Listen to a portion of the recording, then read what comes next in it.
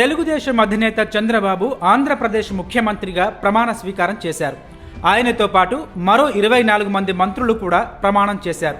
సామాజిక వర్గాలు, ప్రాంతాలు, వివిధ వర్గాల ఆకాంక్షల మధ్య సమతూకం పాటిస్తూ చంద్రబాబు నాయుడు మంత్రివర్గాన్ని సిద్ధం చేశారు. ఈసారి 17 మంది కొత్త వారికి అవకాశం కల్పించారు. ఆంధ్రప్రదేశ్ మంత్రులుగా ప్రమాణం చేసిన వారి వివరాలు ఇప్పుడు చూద్దాం. నారా చంద్రబాబు నాయుడు అనే నేను శాసనము ద్వారా నిర్మితమైన భారత రాజ్యాంగం పట్ల నిజమైన విశ్వాసం, విధేయత చూపుతానని దైవ సాక్షిగా ప్రమాణం చేస్తున్నాను.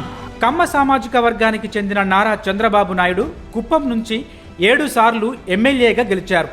ఇంతకుముందు ఉమ్మడి ఆంధ్రప్రదేశ్కు 2 సార్లు, నూతన ఆంధ్రప్రదేశ్కు 1 సారి ముఖ్యమంత్రిగా పనిచేసిన ఆయన మరోసారి రాష్ట్ర ముఖ్యమంత్రిగా ప్రమాణం చేశారు.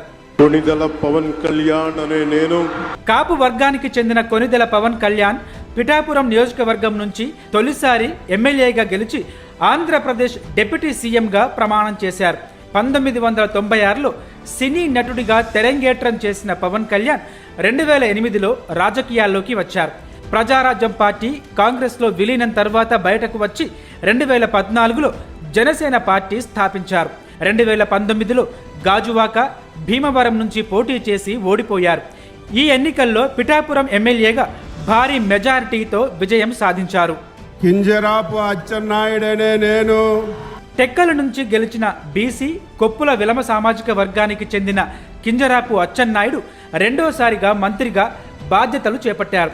ఆయన 1996 నుంచి 2009 వరకు హరిశ్చంద్రపురం నియోజకవర్గానికి ఎమ్మెల్యేగా పనిచేశారు.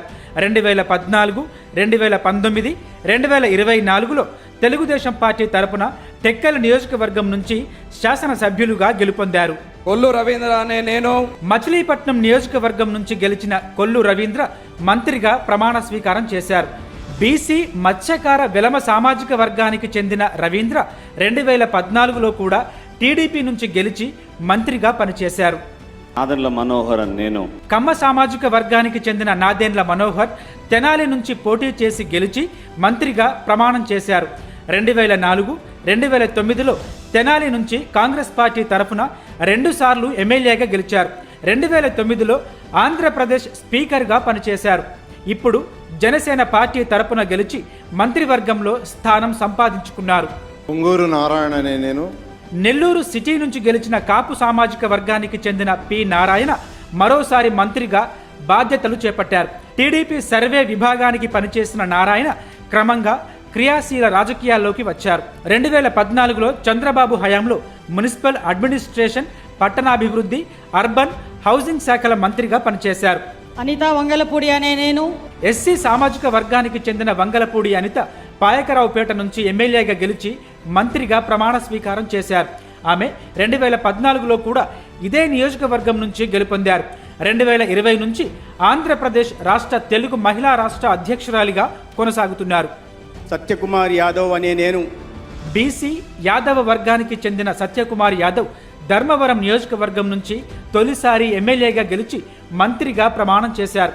ఆయన మాజీ భారత ఉపరాష్ట్రపతి వెంకయ్య నాయుడు వద్ద కొంతకాలం వ్యక్తిగత కార్యదర్శిగా పనిచేశారు. 2018లో సత్యకుమార్ బీజేపీ పార్టీ జాతీయ కార్యదర్శిగా నియమితులయ్యారు. బీజేపీ కేంద్ర పెద్దలతో సత్యకుమార్కు మంచి సంబంధాలు ఉండటంతో పార్టీ పెద్దలు సత్యకుమార్ వైపు మొగ్గు చూపారు. డాక్టర్ నిమ్మల రామానాయుడు అనే నేను పాలకొల్లు నియోజకవర్గం నుంచి గెలిచిన నిమ్మల రామానాయుడు మంత్రిగా ప్రమాణ స్వీకారం చేశారు. కాపు సామాజిక వర్గానికి చెందిన ఆయన 2014, 2019లో కూడా ఇదే నియోజకవర్గం నుంచి టీడీపీ తరపున పోటీ చేసి విజయం సాధించారు. తాజాగా మళ్లీ గెలిచి హ్యాట్రిక్ రికార్డు నమోదు చేసి మంత్రివర్గంలో చోటు దక్కించుకున్నారు. నస్యం మొహమ్మద్ ఫరూక్ అని నేను నంద్యాల నుంచి గెలిచిన నాస్యం మహమ్మద్ ఫరూక్ మరోసారి మంత్రిగా బాధ్యతలు చేపట్టారు. 1981లో నంద్యాల మున్సిపల్ కౌన్సిలర్గా రాజకీయ జీవితం ప్రారంభించిన ఫరూక్ 1985లో తొలిసారి నంద్యాల ఎమ్మెల్యేగా గెలుపొంది మంత్రిగా పనిచేశారు. 1994లో రెండోసారి ఎమ్మెల్యేగా ఎన్నికై డిప్యూటీ స్పీకర్గా బాధ్యతలు నిర్వర్తించారు. 1999లో మూడోసారి ఎమ్మెల్యేగా గెలుపొంది మంత్రిగా పనిచేశారు. 2017లో గవర్నర్ కోటాలో ఎమ్మెల్సీగా ఎన్నికై శాసన మండలి చైర్మన్గా బాధ్యతలు నిర్వర్తించారు. 2018-19 మధ్య ఆరోగ్య శాఖ, మైనార్టీ శాఖల మంత్రిగా వ్యవహరించారు. ఆనం రామనారాయణ రెడ్డి అనే నేను ఆత్మకూరు నియోజకవర్గం నుంచి గెలిచిన ఆనం రామనారాయణ రెడ్డి మంత్రిగా ప్రమాణం చేశారు.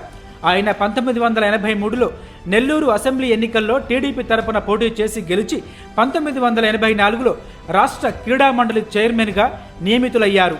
1985లో రాపూరు నియోజకవర్గం నుంచి గెలిచి మంత్రిగా పనిచేశారు.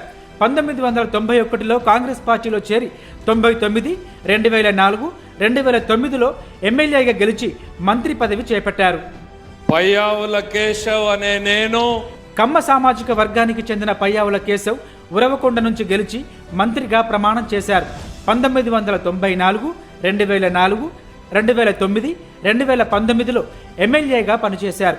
2015 నుంచి 19 వరకు స్థానిక సంస్థల కోట ఎమ్మెల్సీగా పనిచేశారు. తాజాగా వరుసగా 7వసారి తెదేపా ఎమ్మెల్యేగా ఎన్నికయ్యారు. 1994 మినహా తెదేపా అధికారంలో ఉన్న సమయంలో కేశవ్ ఎమ్మెల్యేగా గెలవలేదు. దీంతో ఆయనకు ఇప్పటి వరకు మంత్రిగా అవకాశం రాలేదు. సుమారు 30 ఏళ్ల తర్వాత కేశవ్కు మంత్రివర్గంలో చోటు దక్కింది. అనగాని సత్యప్రసాద్ అనే నేను బీసీ గౌడ వర్గానికి చెందిన అనగాని సత్యప్రసాద్ రేపల్లె నియోజకవర్గం నుంచి ఎమ్మెల్యేగా గెలిచి మంత్రిగా ప్రమాణం చేశారు. ఆయన 2009లో తొలిసారి టీడీపీ నుంచి పోటీ చేసి ఓడిపోయారు. ఆ తరువాత 2014, 2019, 2024లో వరుసగా 3 సార్లు టీడీపీ తరపున పోటీ చేసి విజయం సాధించారు. కొలుసు పార్థసారథి అనే నేను నూజివీడు నుంచి గెలిచిన బీసీ యాదవ సామాజిక వర్గానికి చెందిన కొలుసు పార్థసారథి ఈసారి మంత్రిగా బాధ్యతలు చేపట్టారు. 2004లో మొదటిసారి ఉయ్యూరు నియోజకవర్గం నుంచి గెలిచిన పార్థసారథి 2009, 2019లో పెనమలూరు నుండి శాసనసభకు ఎన్నికయ్యారు. ఈసారి టీడీపీ తరపున పోటీ చేసి విజయం సాధించారు. డాక్టర్ డోలా శ్రీ బాల వీరాంజనేయ స్వామి అనే నేను కొండెపి నియోజకవర్గం నుంచి గెలిచి మంత్రిగా ప్రమాణ స్వీకారం చేశారు. 2009లో టీడీపీ నుంచి పోటీ చేసి ఓటమి పాలయ్యారు. 2014లో తొలిసారి ఎమ్మెల్యేగా విజయం సాధించారు. 2015లో టీటీడీ పాలక మండలి సభ్యుడిగా నియమితులయ్యారు. 2019, 2024లో గెలిచి హ్యాట్రిక్ నమోదు చేశారు. రవికుమార్ అనే నేను అద్దంకి నియోజకవర్గం నుంచి గెలిచిన గొట్టిపాటి రవికుమార్ మంత్రిగా ప్రమాణ స్వీకారం చేశారు. కమ్మ సామాజిక వర్గానికి చెందిన ఆయన 2004లో మార్టూరు నియోజకవర్గం నుంచి కాంగ్రెస్ పార్టీ తరపున గెలిచారు. 2009లో మార్టూరు నియోజకవర్గం రద్దు కావడంతో అద్దంకి నుంచి పోటీ చేసి గెలుపొందారు.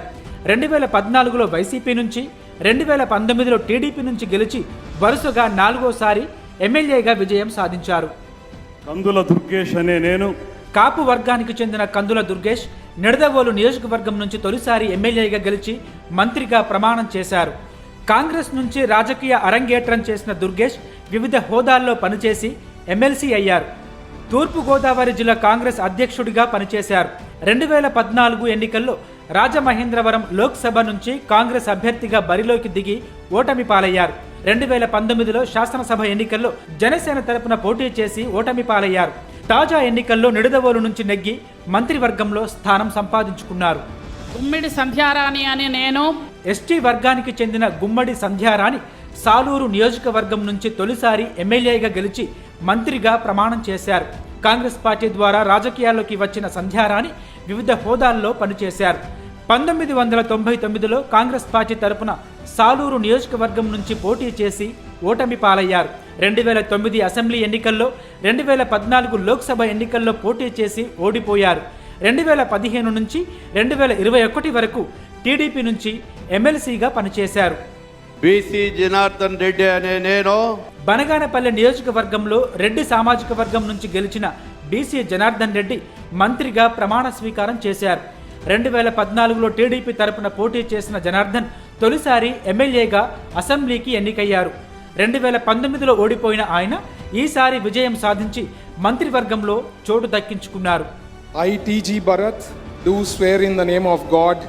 ఆర్య వైశ్య వర్గానికి చెందిన టీజీ భరత్ కర్నూలు నియోజకవర్గం నుంచి తొలిసారి ఎమ్మెల్యేగా గెలిచి మంత్రిగా ప్రమాణం చేశారు. సామాజిక సమీకరణల్లో భాగంగా వైశ్యుల నుంచి రాష్ట్రంలో కేటాయించిన ఒకే ఒక్క మంత్రి పదవి భరత్కు దక్కింది. సంజీవిరెడ్డి గారి సవిత అనే నేను కురుబ వర్గానికి చెందిన ఎస్ సవిత పెనుకొండ నియోజకవర్గం నుంచి తొలిసారి ఎమ్మెల్యేగా గెలిచి మంత్రిగా ప్రమాణం చేశారు. ఎస్ రామచంద్రారెడ్డి వారసురాలిగా రాజకీయాల్లోకి వచ్చిన సవిత 2017 నుంచి 19 వరకు రాష్ట్ర కురుబ ఫైనాన్స్ కార్పొరేషన్ చైర్పర్సన్గా పనిచేశారు. 2024లో మొదటిసారి పోటీ చేసి గెలిచారు. రాష్ట్రంలో కురుబ సామాజిక వర్గం నుంచి సవిత ఒక్కరే ఎమ్మెల్యే కావడంతో ఆమెను మంత్రి పదవి వరించింది. సుభాష్ అనే నేను రామచంద్రపురం నియోజకవర్గం నుంచి తొలిసారి ఎమ్మెల్యేగా గెలిచి మంత్రిగా ప్రమాణం చేశారు. శెట్టి బలిజ సామాజిక వర్గానికి చెందిన సుభాష్ వైసీపీ రాష్ట్ర యువజన విభాగం సంయుక్త కార్యదర్శిగా పనిచేశారు.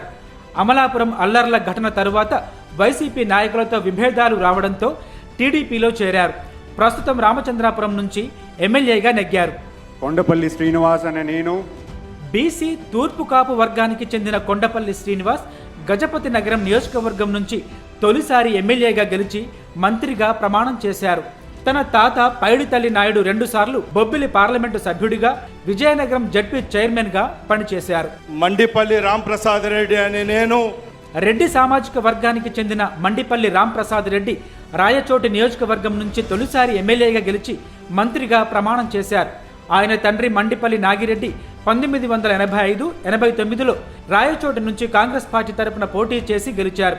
రాంప్రసాద్ రెడ్డి సోదరుడు నారాయణ రెడ్డి కూడా 2 సార్లు ఎమ్మెల్యేగా పనిచేశారు. నారా లోకేష్ అనే నేను కమ్మ సామాజిక వర్గానికి చెందిన నారా లోకేష్ మంగళగిరి నియోజకవర్గం నుంచి తొలిసారి ఎమ్మెల్యేగా గెలిచి మంత్రిగా ప్రమాణం చేశారు. 2019లో ఇదే నియోజకవర్గం నుంచి పోటీ చేసి ఓడిపోయిన లోకేష్ ఈ ఎన్నికల్లో ఘన విజయం సాధించారు. మొత్తంగా 10 మంది తొలిసారి గెలిచిన ఎమ్మెల్యేలకు మంత్రివర్గంలో చోటు లభించింది. 24 మంది మంత్రులలో 3 మహిళలు ఉన్నారు. 8 మంది బీసీలు, 2 ఎస్సీలు, ఎస్టీ నుంచి ఒకరికి, ముస్లిం మైనార్టీల నుంచి ఒకరికి, వైశ్యుల నుంచి ఒకరికి అవకాశం దక్కింది. 4 కాపులు, 4 కమ్మ, 3 రెడ్లకు అవకాశం ఇచ్చారు. ఈసారి కొంతమంది సీనియర్లకు నిరాశ మిగిలిందని చెప్పాలి.